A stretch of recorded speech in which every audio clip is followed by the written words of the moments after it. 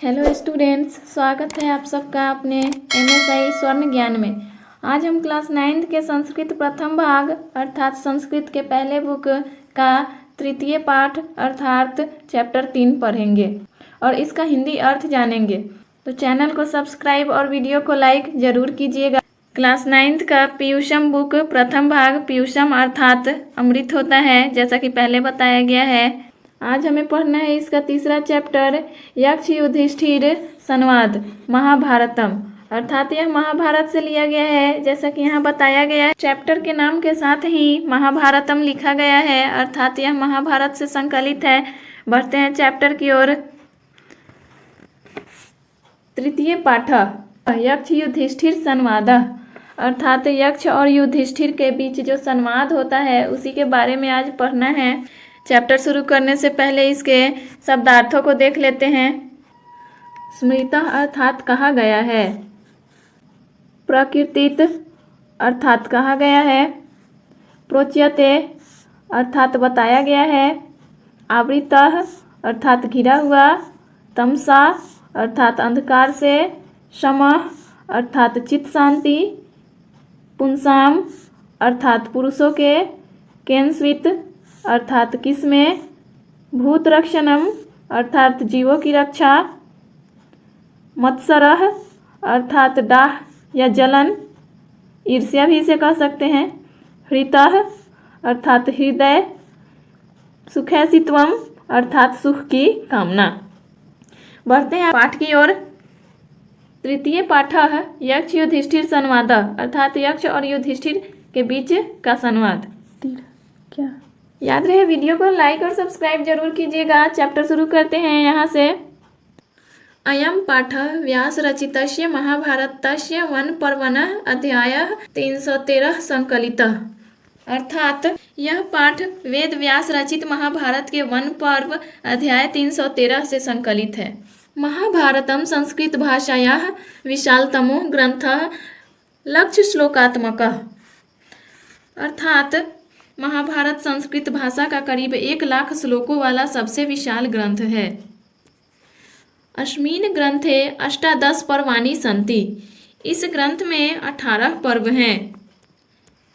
तेषु वन पर्व अन्यतमम्, अर्थात उनमें वन पर्व सबसे अलग है। तत्र पांडवा वने विचरन्ति, इसमें पांडवों के वनवास की कथा है। एकदा ते एकम सरोवरम गता, अर्थात एक बार वे एक सरोवर के पास गए। तस्य स्वामी यक्षः, जिसके स्वामी अर्थात जिसके मालिक एक यक्ष थे। ये सरोवरात जलम पातुम इच्छन्ति तान सह यक्षः प्रश्नान करोति, जब उन्होंने सरोवर के जल पीने की इच्छा की तो यक्ष ने उनसे कुछ प्रश्न पूछा। उत्तरम अदत्वा ये जलम पिबन्ति ते मूर्छिताः पातन्ति, अर्थात उत्तर दिए बिना जल पीने का जो प्रयास करेगा वह मूर्छित होकर गिर जाएगा। सैव गति भीमस्य अर्जुनस्य नकुलस्य सहदेवस्य च जाता, अर्थात भीम, अर्जुन, नकुल और सहदेव बिना उत्तर दिए जल पीने के प्रयास के कारण मूर्छित होकर गिर पड़े। अंततः युधिष्ठिरः तत्र गतः, अंत में वहां युधिष्ठिर आए। स एव यक्ष प्रश्नानां समुचितम उत्तरम ददाति, उन्होंने यक्ष के प्रश्नों का समुचित उत्तर दिया। प्रश्नोत्तरेषु नीति सदाचारस्य वर्णितो, अर्थात इस प्रश्नोत्तर के माध्यम से नीति और सदाचार का वर्णन किया गया है। तो यहाँ से वार्तालाप शुरू है यक्ष और युधिष्ठिर के बीच। सबसे पहले यक्ष प्रश्न करते हैं, केन स्विदावृतो लोकः केनस्मिन् प्रकाशते केन त्याजति मित्राणि केन स्वर्गम न गच्छति, अर्थात यह संसार किससे ढका है, किससे यह प्रकाशित नहीं होता, किसके द्वारा मित्रों का त्याग कर दिया जाता है, किसके द्वारा स्वर्ग नहीं जाया जाता। तब युधिष्ठिर इसका उत्तर देते हैं, अज्ञानेनावृतो लोकस्तमसा न प्रकाशते लोभात् त्यजति मित्राणि संगात् स्वर्ग न गच्छति, अर्थात संसार अज्ञान के द्वारा ढका है, अंधकार के कारण प्रकाश नहीं होता, लोभ से मित्र साथ छोड़ देते हैं और आसक्ति अर्थात लगाव के कारण जीव स्वर्ग नहीं जा पाता। यक्ष अगला प्रश्न करते हैं, किम ज्ञानम प्रोच्यते राजन कह समश्च प्रकृतितः दया च का परा प्रोक्ता किम चार्ज वमुदा हृतम। अर्थात ज्ञान किसे बताया गया है, चित्त की शांति किसे कहा गया है, श्रेष्ठ दया कौन कही जाती है, सरलता क्या है, उदाहरण दें। तब युधिष्ठिर का जवाब होता है ज्ञानम तत्वार्थ संबोध समश्चित प्रशांतता दया सर्व सुखौसितो मार्जवम समचिंतता। अर्थात तत्व अर्थ अर्थात ब्रह्म ज्ञान का ज्ञान ही वास्तविक ज्ञान है। तत्वार्थ का मतलब ब्रह्म ज्ञान होता है। ब्रह्म ज्ञान का ज्ञान ही वास्तविक ज्ञान है। हृदय की शांति ही वास्तविक शांति है। सबके सुख की कामना करना ही दया है और चित्त की स्थिरता ही सरलता है। यक्ष का अगला प्रश्न होता है कः शत्रु दुर्जया पूषाम कश्च व्याधिर्नन्तकः को वा स्यात् पुरुषः साधु पुरुषश्च क। अर्थात मनुष्य का दुर्जय शत्रु कौन है, ना अंत होने वाला रोग कौन है, कौन पुरुष साधु है अर्थात सज्जन है, तथा कौन कौन पुरुष असाधु या असज्जन है। तब युधिष्ठिर का उत्तर होता है क्रोध सुदुर्जय शत्रु लोभो व्याधिरनन्तकः सर्वभूतहित साधु निर्दयः स्मृतः। अर्थात क्रोध ही दुर्जय शत्रु है, यानी जो कभी पराजित नहीं किया जा सकता। क्रोध ही दुर्जय शत्रु है, अनंतहीन रोग लोभ है, सभी प्राणियों का हित चाहने वाला पुरुष साधु है तथा निर्दय व्यक्ति ही असाधु है। अब यक्ष द्वारा अगला प्रश्न किया जाता है किम स्थैर्य ऋषि भी प्रोक्तम किम चह धैर्य मुदा हृतम स्नानम च किम परम प्रोक्तम दानम च किमि होच्यते। अर्थात ऋषियों ने स्थिरता किसे कहा है, धैर्य का लक्षण क्या है, स्नान किसे कहा गया है तथा दान किसे कहा गया है। तब युधिष्ठिर द्वारा उत्तर दिया जाता है स्वधर्म स्थिरता स्थैर्यम धैर्यमिंद्रिय निग्रह स्नानम मनोमल त्यागो दानम वै भूत रक्षणम। अर्थात अपने धर्म पर स्थिर रहना स्थिरता है, इंद्रियों को नियंत्रण में रखना धैर्य है, मन की मलिनता का त्याग करना स्नान है तथा सभी प्राणियों की रक्षा करना ही दान है। यक्ष द्वारा अगला प्रश्न है, अगला और अंतिम प्रश्न है कः पंडितः पुमाज्ञेयो नास्तिकः कस्य उच्यते को मूर्खः कस्य कामः स्यात् को मत्सर इति स्मृतः। अर्थात किस पुरुष को पंडित जानना चाहिए, नास्तिक किसे कहा गया है, मूर्ख कौन है, काम क्या है तथा मत्सर क्या है।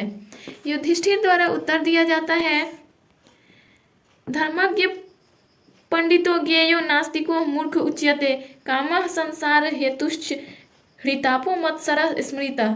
अर्थात धर्मज्ञ को पंडित जानना चाहिए, नास्तिक को मूर्ख कहा गया है, काम संसार का कारण है तथा हृदय का ताप मत्सर है। चैप्टर यहाँ खत्म होता है। इसके बाद शुरू होता है चैप्टर के प्रश्न। सबसे पहले है अभ्यास मौखिक, अर्थात मौखिक रूप से इसका उत्तर देना है। पहला प्रश्न है संस्कृत भाषायाम उत्तराणि वदत, अर्थात संस्कृत भाषा में उत्तर दें। प्रश्न को ध्यान से लिखिएगा, साथ में इसे नोट करते चलिएगा, आप लोग के लिए आसान होगा। प्रश्न का हिंदी अर्थ भी आप नोट कर सकते हैं, इन सभी प्रश्नों के नीचे दिए गए हैं। सबसे पहले हम संस्कृत में इसका उत्तर जान लेते हैं, फिर हिंदी अर्थों को देख लेंगे और उसे नोट भी कर लेंगे। प्रश्न क केन स्वित आश्रितो लोकः, अर्थात संसार किस चीज से ढका है। उत्तर अज्ञानेन, अर्थात अज्ञान से। प्रश्न ख किम ज्ञानम, अर्थात ज्ञान क्या है। सही उत्तर है तत्वार्थ संबोध, अर्थात जो सभी तत्वों को समझ सकता है वही ज्ञान है। प्रश्न ग पूषाम दुर्जय शत्रु क, अर्थात कौन सा शत्रु कभी पराजित नहीं होता।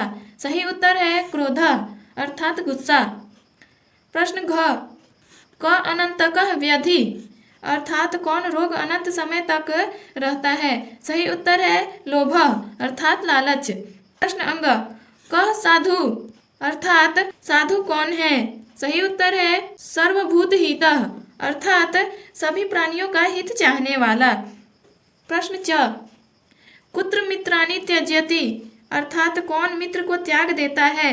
सही उत्तर है लोभात, अर्थात लोभी व्यक्ति। प्रश्न 6 केन स्वर्ग न गच्छति, अर्थात कौन स्वर्ग नहीं जाता है। सही उत्तर है संगात, अर्थात संग रहने वाला, अर्थात जो मोह माया, अर्थात जिससे इंसान को मोह माया अधिक हो जाता है तो इंसान को पूर्ण रूप से स्वर्ग की प्राप्ति नहीं होती है। प्रश्न ज, क दया, अर्थात दया क्या है? सही उत्तर है सर्व सुखैषित्वम, अर्थात जो सभी को सुखी चाहता है। प्रश्न झ, किम ज्ञानम, अर्थात ज्ञान क्या है? सही उत्तर है तत्वार्थ संबोध, अर्थात जो सभी तत्वों को समझता है। प्रश्न य, किम स्थैर्यम, अर्थात कौन स्थिर है? सही उत्तर है सर्वधर्म में स्थिरता, अर्थात सभी धर्मों में धैर्य रखने वाला। देखिए इन सभी का हिंदी अर्थ दिया गया है, ध्यान से देखेंगे। प्रश्न 1 का जो है क, ख और ग का हिंदी अर्थ यहाँ है, इसे नोट कर लेंगे। ग के बाद घ, अंग, च और छ।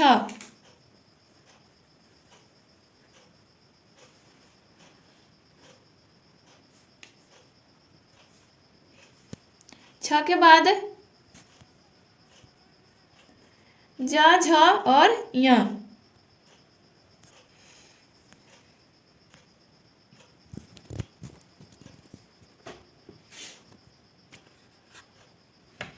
ज, झ और य है, इसे भी नोट कर लीजिए। अब बढ़ते हैं अभ्यास लिखित के तरफ। अगला है अभ्यासः लिखिता, अर्थात लिखित रूप से। इसका प्रश्न 1 है एक वाक्येन संस्कृत भाषायाम उत्तराणि लिखत, अर्थात एक वाक्य में संस्कृत भाषा में उत्तर लिखे। प्रश्न क, किम धैर्य मुदा हृतम, अर्थात कौन हृदय के धैर्य को बनाए रखता है? सही उत्तर है इंद्रिय निग्रह धैर्य मुदा हृतम, अर्थात इंद्रिय हृदय के धैर्य को बनाए रखती हैं। प्रश्न ख, स्नानम किमुच्यते, अर्थात उचित स्नान क्या है? सही उत्तर है मनोमल त्यागो इति स्नानम उच्यते, अर्थात मन की मलिनता का त्याग करना ही उचित स्नान है।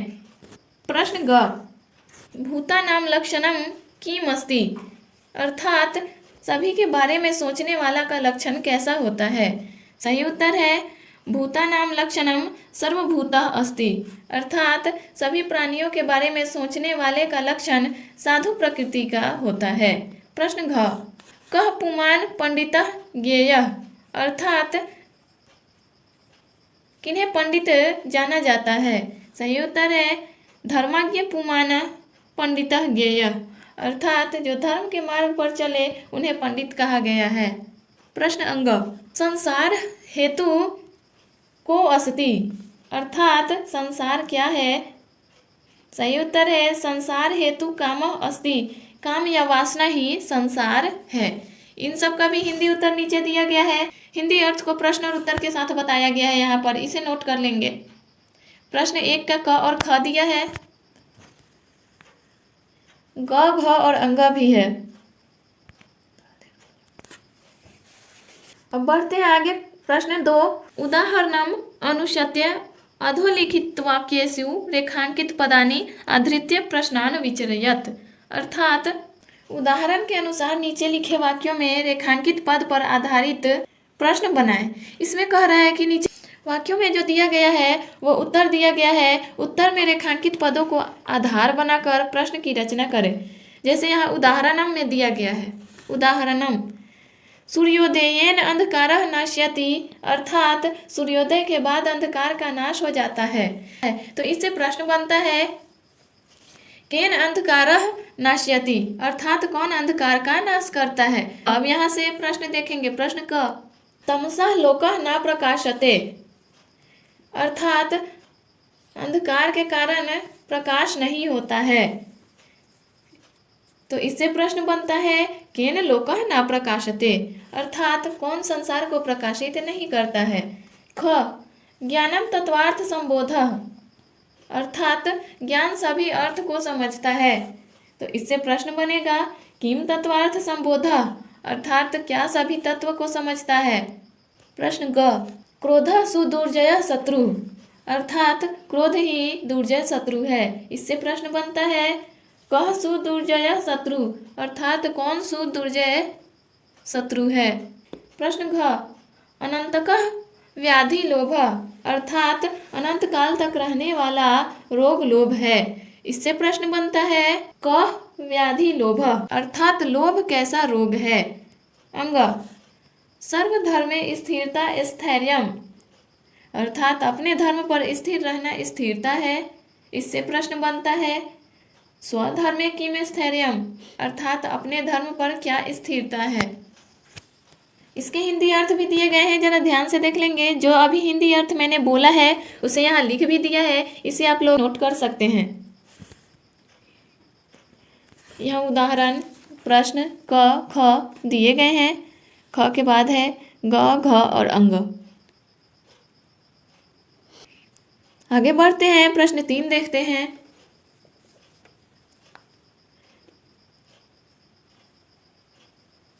अधोलिखित वाक्येषु कोष्ठात् समुचितं पदमादाय रिक्त स्थानानि पूर्यतः अर्थात नीचे लिखे वाक्यों में कोष्ठक से पद चुनकर लिखना है।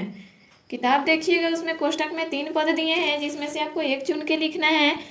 सबसे पहले रिक्त स्थान जब भी आए आप उसे बुक पलट के देखें, जो चैप्टर आप पहले पढ़े हैं बिल्कुल उसी से पूछा गया है, और देख के भी बना सकते हैं, लेकिन यहाँ हम बना दिए हैं तो एक बार इसे देख लेंगे। प्रश्न क है लोकः अज्ञानेन आवृतः। इसमें अज्ञानेन को जो है खाली स्थान दिया गया था, वहाँ अज्ञानेन लिख दिए हैं। अगला प्रश्न है क्रोधः सुदुर्जयः शत्रु। इसमें क्रोधः को जो है ब्रैकेट के अंदर डाला गया है, अर्थात रिक्त स्थानों को क्रोधः से भरा गया है। प्रश्न ग अनंतकः व्याधि लोभः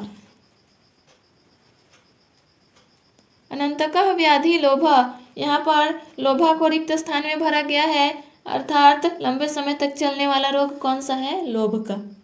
प्रश्न घ साधु निर्दयः स्मृतः। इसमें साधु के बाद छोड़ा गया था रिक्त स्थान, जिसे निर्दयः लिख के किताब के चैप्टर से देख के पूरा किया गया है। अंग इंद्रिय निग्रह धैर्यम अर्थात इंद्रियों पर नियंत्रण रहने पर मनुष्य में धैर्य होता है। यहाँ रिक्त स्थान में धैर्यम को भरा गया है। चौथा और अंतिम प्रश्न है संधि विच्छेदम कुरुतः अर्थात संधि विच्छेद करें। संधि विच्छेद करना है, जो भी पद दिए गए हैं। पहला देखते हैं केन स्विदावृतः। इसका संधि विच्छेद हो जाएगा केन जोर अस्विद जोर आवृतः, मिल के हो जाएगा केन स्विदावृतः। 4 का दूसरा संधि विच्छेद देखेंगे, केन स्विन का संधि विच्छेद है केन प्लस अस्वित प्लस न। तीसरा है सुखे सित्वम, इसका संधि विच्छेद है सुख प्लस इसित्वम। अगला है व्याधिर्नंतकः, जिसका संधि विच्छेद है व्याधि प्लस अनंतकः। सबसे अंतिम संधि विच्छेद है प्रोच्यते, जिसका संधि विच्छेद होगा प्र प्लस उच्यते। तो ये था आपका तीसरा चैप्टर यक्ष युधिष्ठिर संवादः, जो संपूर्ण हुआ। अगले वीडियो में हम चैप्टर 4 के बारे में पढ़ेंगे। तब तक बने रहिए अपने चैनल MSI स्वर्ण ज्ञान के साथ।